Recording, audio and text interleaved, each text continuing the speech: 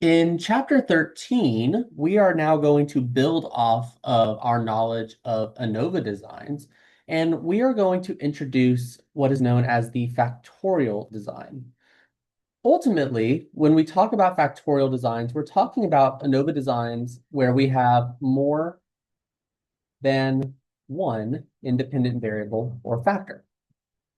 So as just a reminder and review, when we talk about independent variables in our experiments and our designs, these are called factors. And a research study with two factors in it is called a factorial design or a two-factor design. So the two factors that we have, we can call them variable A and variable B, can be depicted as a matrix as seen down here, with levels of factor A being the rows and levels of factor B being the columns. So it gives us this little crosstab table here. So if we're looking at variable A, we might have major. So this is factor A, and it's broken down into two levels. Individuals can be psychology majors or chemistry majors. Then we have variable B, a second factor, class, freshman or senior. So factor B, class standing, is broken into two groups, freshman and senior. And so here we have a resulting 4 total groups. We have freshman psychology majors, freshman chemistry majors, senior psychology majors, senior chemistry majors. So let's introduce some ways that we can notate these particular designs. So this is called factorial notation. So factorial notation just includes the number of factors that we have and the number of levels for each factor. So the most basic one that we will do in this class is a blank by blank ANOVA, but the most basic ultimately is a 2 by 2 factorial ANOVA. When we say 2 by 2, the number of numbers that we have, so we have one number and a second number, that means that we have two factors. And then how many levels we have in each factor is based on the actual number itself. So this first factor, A, has 2 levels. Factor B has 2 levels. So there's going to be 2, 3, 4 total groups. So we call these cells, a comparison of one level of a factor across the level of another. So again, if we have psychology majors, chemistry majors, freshmen, and seniors, right? We have 1, 2, 3, 4 cells. So a 2 by 2 ANOVA says we have 2 factors, each with 2 levels. 2 times 2 is 4. Now, you can have a 2 by 2 by 2 ANOVA. So you have 3 numbers, which means that you have 3 independent variables or factors. And each of those independent variables or factors has 2 levels. 2 times 2 times 2 is equal to 8, right? And so this is the basic way that we set up factorial notation. Now, factorial designs allow for us to examine more than one independent variable. This allows us to determine the separate and the combined effects of those independent variables on our continuous dependent variable, or rather our interval/ratio numerical dependent variable. Now, the advantage of using a factorial design is we can examine multiple factors all at once, and we can look at their combined effects, so whether they interact with one another. And what we're going to be doing in factorial designs is testing for interactions to see whether there is any interaction between our two variables on our dependent variable. Now, the one-way ANOVA can only go so far, right? So for instance, in a basic ANOVA, we have one independent variable, and then we had 3 or more groups, right? Which is fine, but a factorial design says, well, what if we add a second independent variable? Do these relationships change based on the levels found in this other independent variable? So in a factorial design, we test for 2 major things. We test for the main effects of our independent variables, and we test for an interaction effect between our independent variables. So a main effect just says whether that specific particular factor, whether that specific variable is having a significant effect on our dependent variable. This is the test of the effect of each independent variable collapsed across the levels of the other on our dependent variable. And we'll talk here in a second about what it means to collapse across the other thing. Especially when we're talking about main effects, this is incredibly important. Now, interaction effects are when the effect of one independent variable depends on the levels of the other. So this compares the effect of one independent variable across the levels of another to determine how they interact to affect the dependent variable. So let's break this down a little bit. So if we're looking specifically just at main effects, and in this example, we have one factor, factor A, whether someone studied for a quiz, yes or no. Then we have factor B, whether you have been in attendance in class, low or high. So this is an example of a 2x2 ANOVA. We have ultimately more than 3 groups at the end of the day, right? So when we're thinking about the main effect for factor A, the main effect being, does studying for a quiz lead to higher grades on this particular assignment? We are going to be looking at comparing those who did not study with those who studied. So we're looking specifically at these mean differences. If this difference is significant, we say that those who studied earned higher quiz scores regardless of class attendance. So it doesn't matter if you were low attendance or high attendance. If you didn't study for the quiz, you belong in this group. You didn't study for the quiz. If you did study for the quiz, it doesn't matter whether you were low or high attendance, you belong into this group. So when we collapse across variables, right? When we collapse across variables, we specifically are going to be paying attention here for level 1 and here for level 2. Then we have the same thing for the main effect of factor B. The main effect for factor B says, looking at, is there a difference between low and high attendance in terms of average test performance? So here, we're saying that we are collapsing, and I'll change the color here, collapsing across the levels of the other thing. So it doesn't matter whether you studied or not. If you had low attendance, then you had low attendance. So we're looking just at this column here, or row here. If you did study, or sorry, if you did have high attendance, then we're looking just at this row here. So we specifically would be comparing these two values. This is what we mean by collapsing across the levels of the other. Now, our main effects in a 2x2 design, we are going to be evaluating 2 main effects because we have 2 factors or 2 independent variables.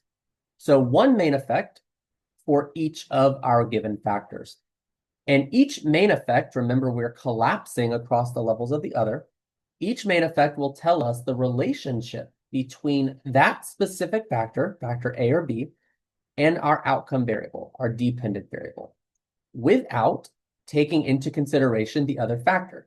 This is the whole idea of collapsing across the levels of the other specific variable.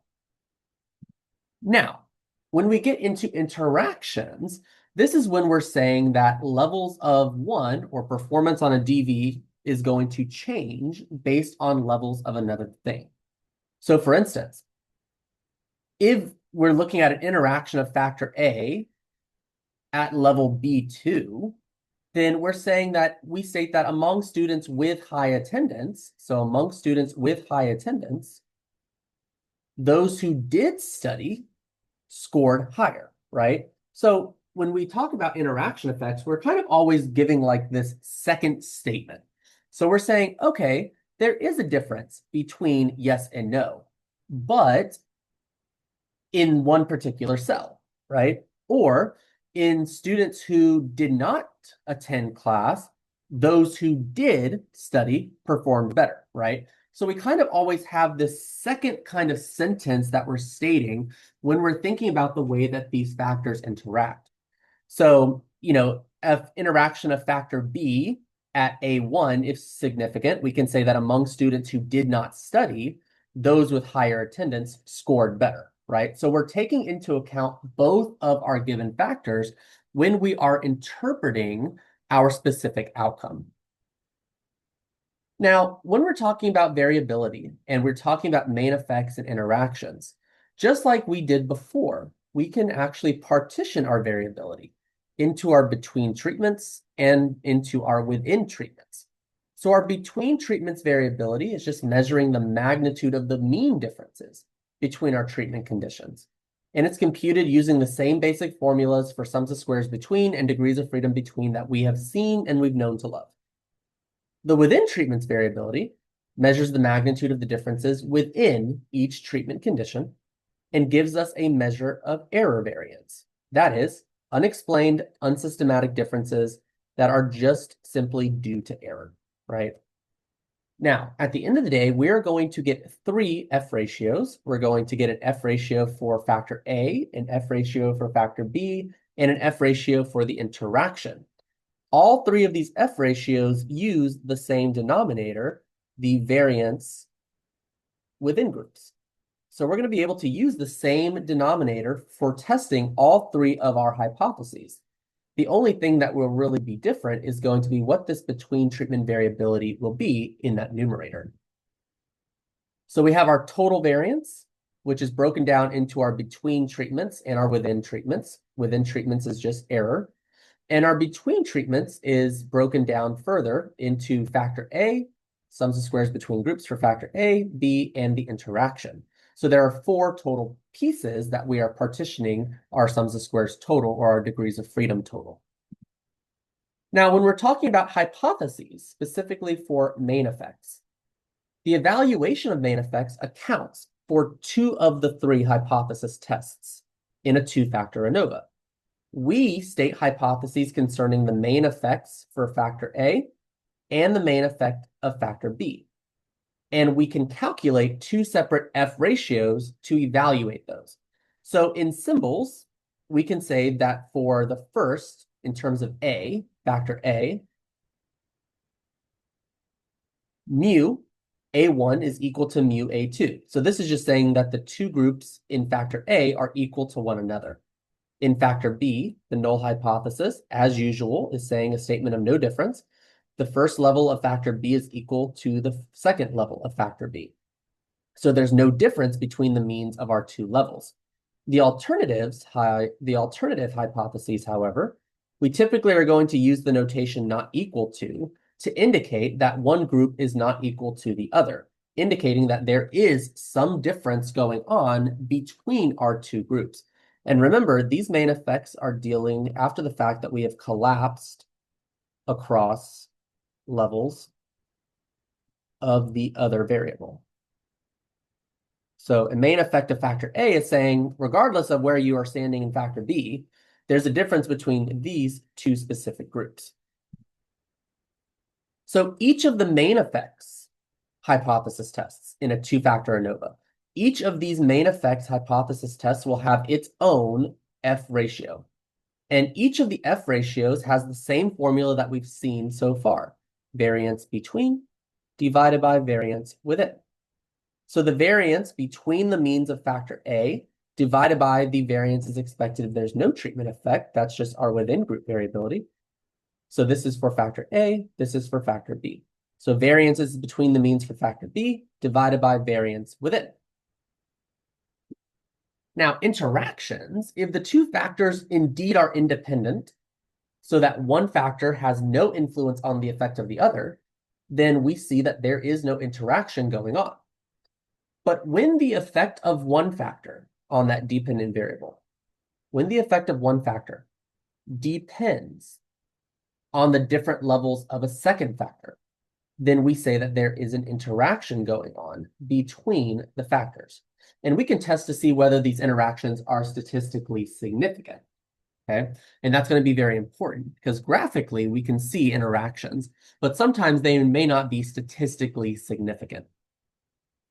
So when we write the hypotheses for interactions, the null hypothesis is that there is no interaction. Remember that the null hypothesis is always a statement of no difference or no effect. When we're talking about interactions, the null hypothesis is just that there is no interaction. We can say that there is no interaction between factors A and B. The mean differences between treatment conditions are explained by the main effects. There is no kind of dependency on levels of another factor. The alternative hypothesis for an interaction is that there is one.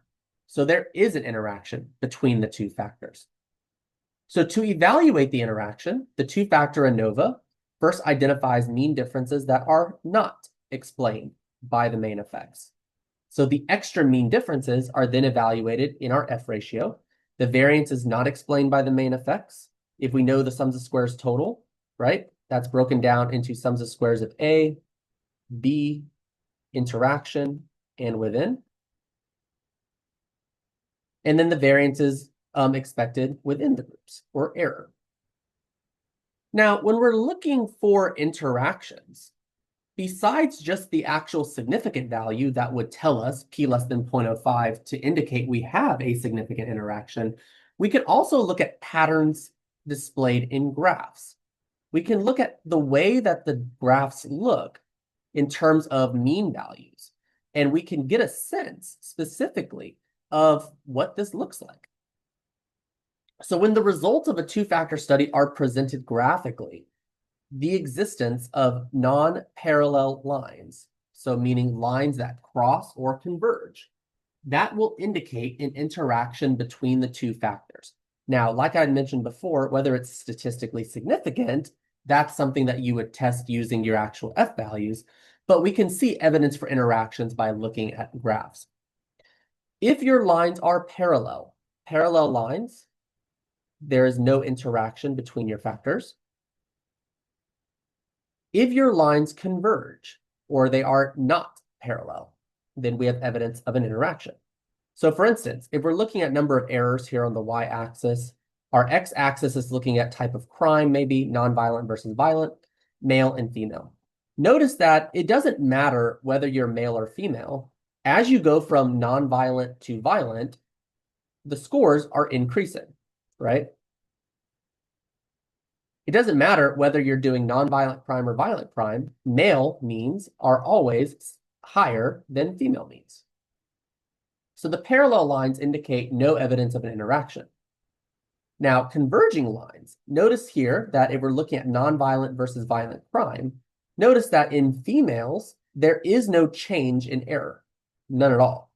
But in the levels of male for our gender variable, it depends, right? So if you're nonviolent, you're lower, but if you're committing a crime, a violent crime, and you're male, you have more errors, right? So there's this kind of dependency on the levels of the other factor.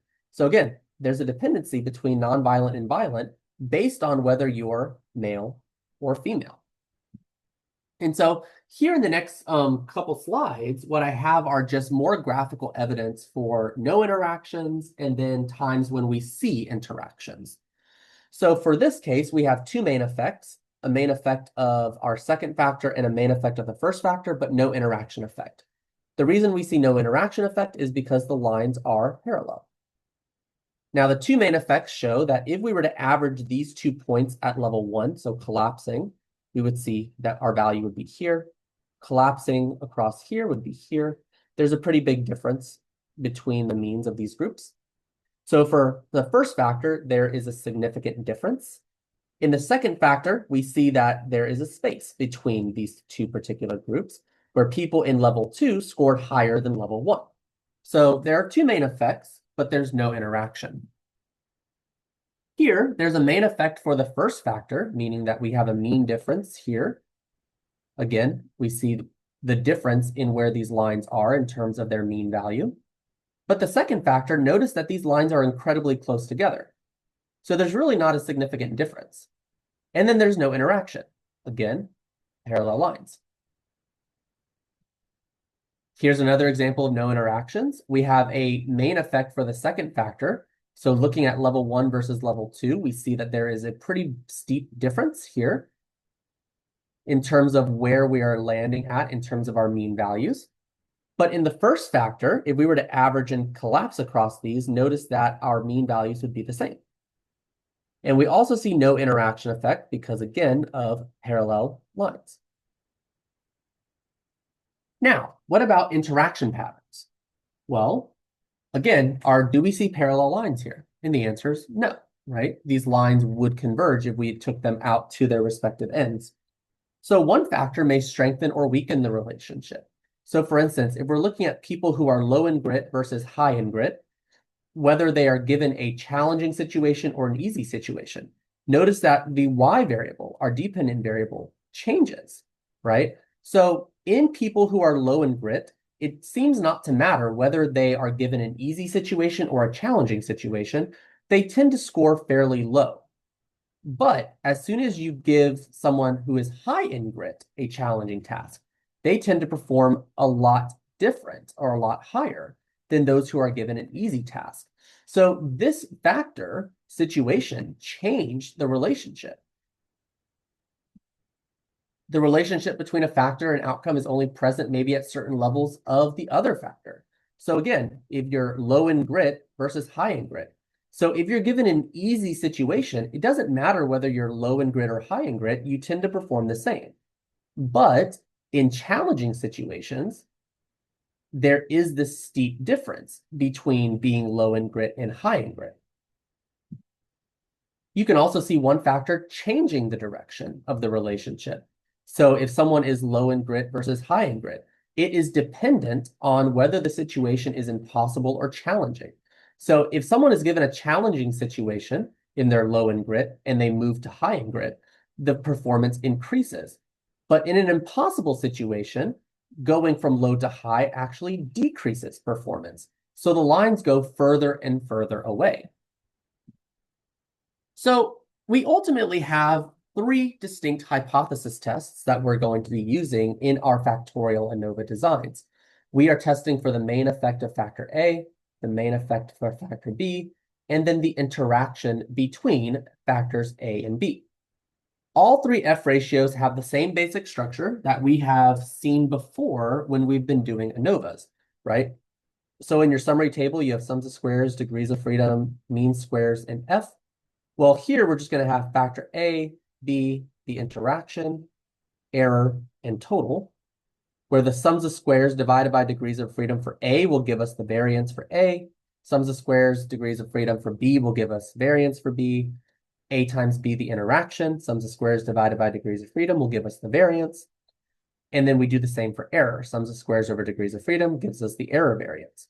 Then the F, we take A's variance, divide by the error. For B, B divided by the error. Then for the interaction, the variance of A times B divided by the error. So ultimately, we have three F ratios that we are going to be looking at in order to determine whether we can reject or retain our null hypothesis. Now, what are the kinds of assumptions that we have in a two-factor ANOVA? Well, the validity of this type of ANOVA design really depends on the same three assumptions that we've encountered with our other designs. The observations within each sample need to be independent of one another. So for instance, if there are 4 total cells, your performance in one, right, should not be influencing anybody else's in another. The populations from which our samples are selected should be normally distributed, and the populations from which the samples are selected should have equal variances. So this is the homogeneity of variance assumption.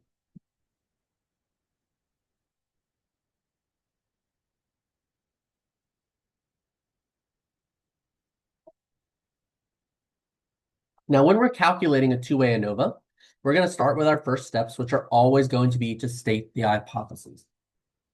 So the first thing we do is we state our null and our alternatives for each factor and the interaction. Remember that we always need to state in terms of mu because we are using inferential statistics to say something about the population. So for factor A, we say that the population means are equal, mu equals mu2, again, for that specific factor. And then we can say that these groups are not equal to one another. For factor B, the population means are equal. The population means being not equal for our alternative hypothesis. And then for our interaction, we say that there is no interaction between A and B. And the alternative is that there is an interaction between A and B. Just remember that when we are doing hypothesis tests with factorial designs, we have to have 3 hypotheses. Our second step is we're going to set the decision criterion. Typically, our alpha level is 0.05, but it certainly could be 0.01, 0.001, whatever the question is asking. Now, this alpha level that we have is going to be what we use for each of the hypotheses being tested.